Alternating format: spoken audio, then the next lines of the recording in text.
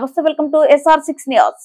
తిరుపతి జిల్లా పాకాల మండలంలోని ప్రజలకు అన్ని విధాల రక్షణగా ఉండేందుకు మేమున్నామని భరోసా కల్పించేందుకే ప్రత్యేక కేంద్ర బలగాలతో కవాతును నిర్వహించినట్లు పాకాల సిఐ రాజగోపాల్ పేర్కొన్నారు.